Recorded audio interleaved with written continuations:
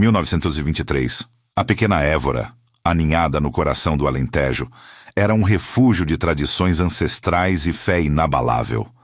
Suas ruas estreitas de pedra, ladeadas por casas brancas com detalhes em amarelo, serpenteavam sob a imponente sombra da Catedral Gótica, um eterno testemunho da devoção que permeava cada aspecto da vida.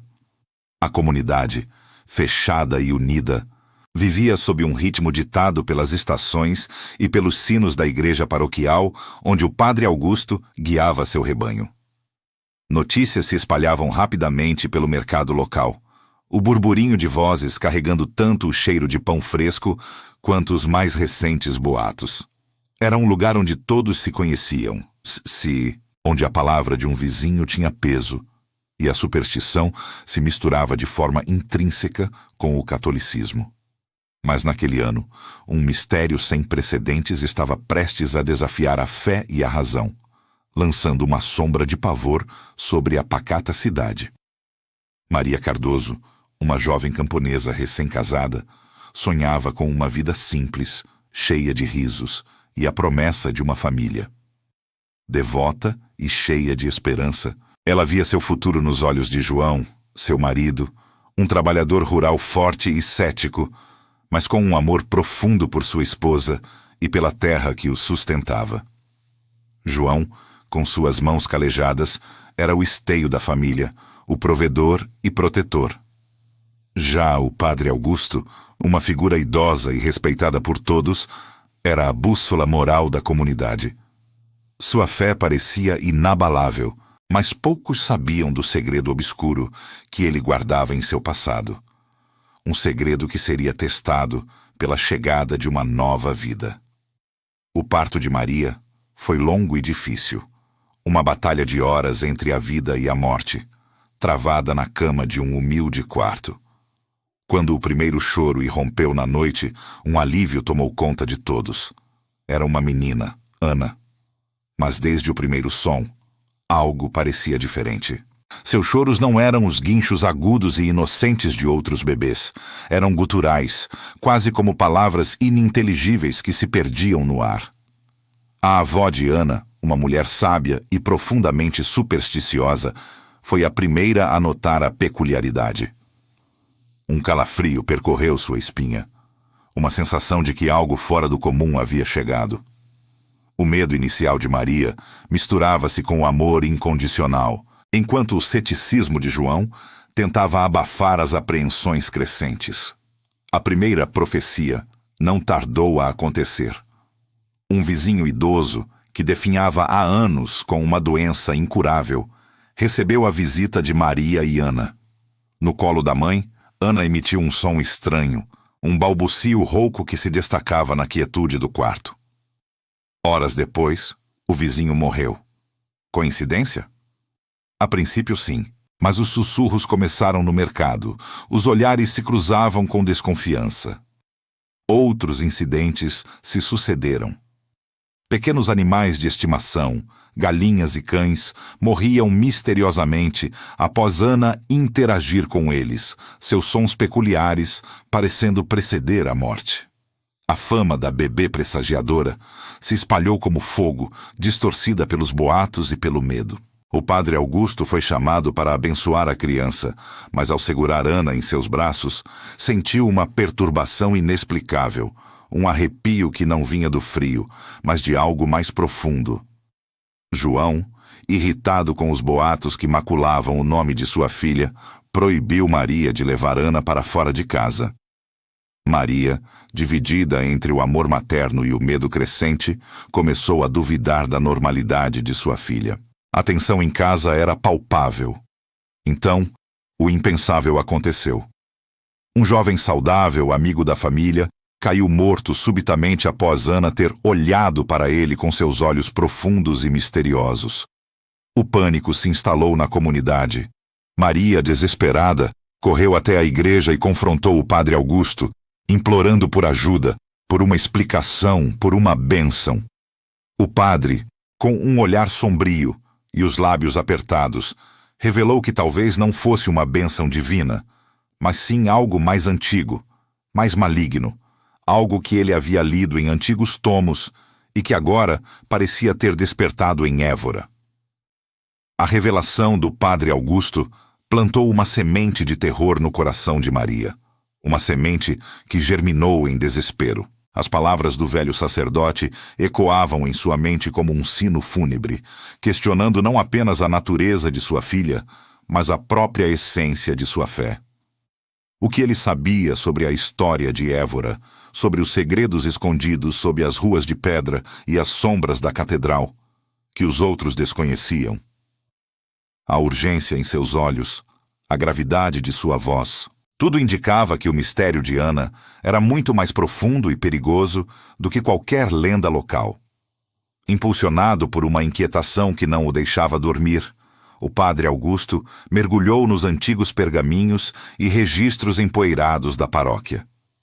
Suas mãos trêmulas folheavam páginas amareladas pelo tempo, buscando precedentes, alguma menção a fenômenos tão perturbadores.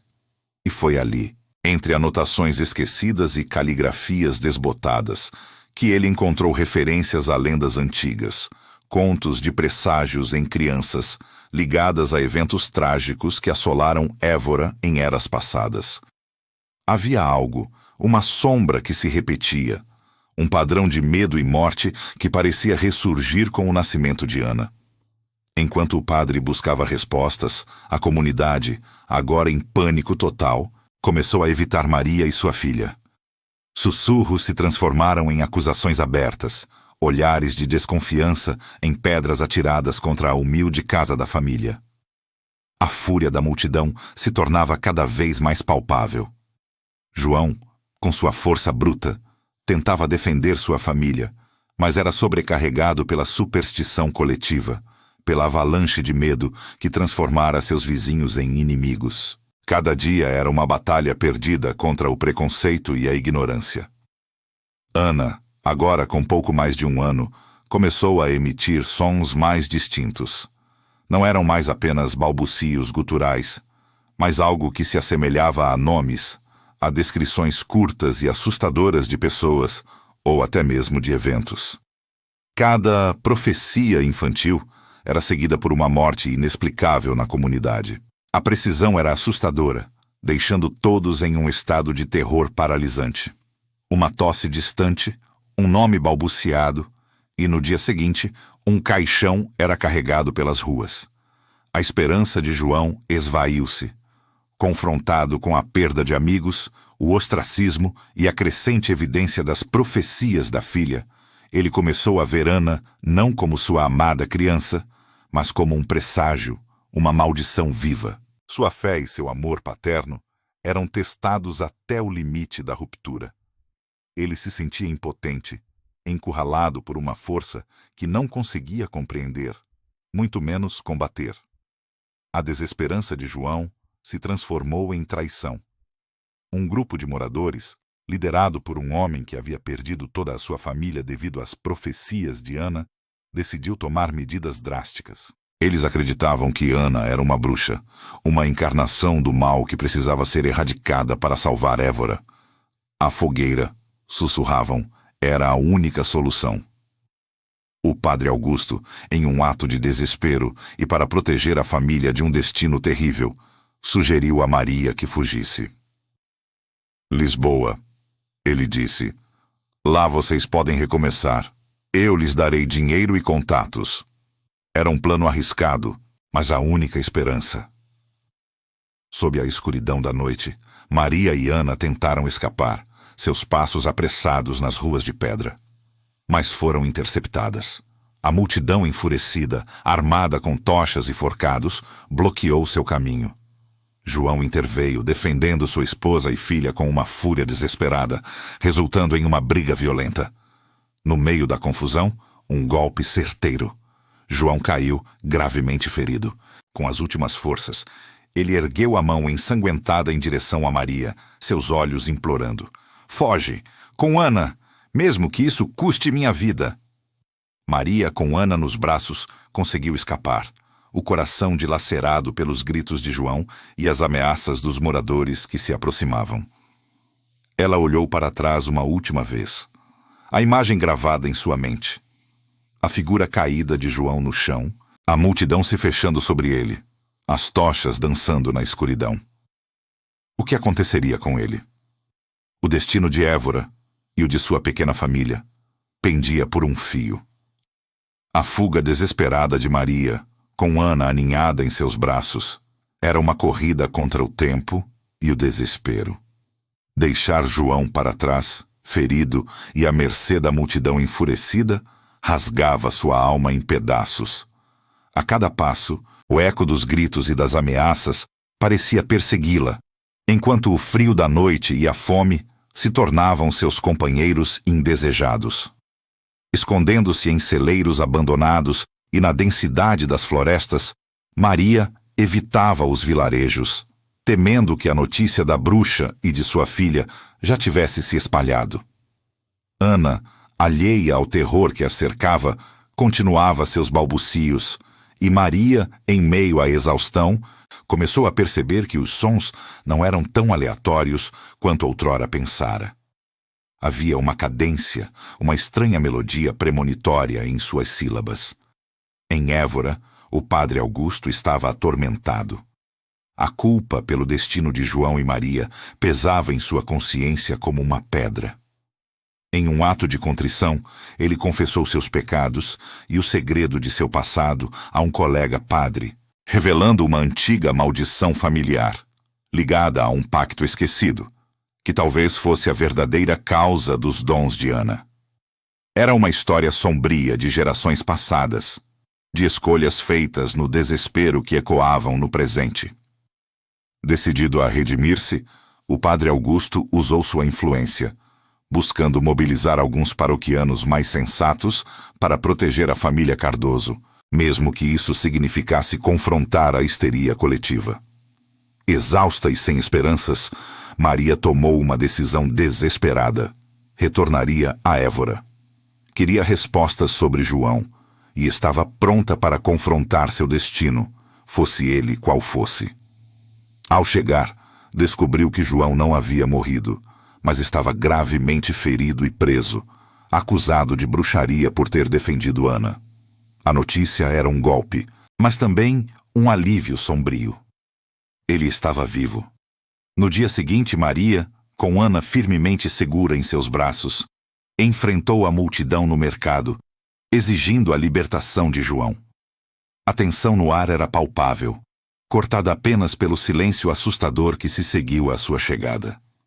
Ana, no colo da mãe, começou a balbuciar novamente, mas desta vez a profecia foi clara e assustadora. Ela pronunciou o nome do líder da multidão, um homem corpulento que vociferava acusações, e em seguida descreveu de forma vívida e perturbadora sua morte iminente.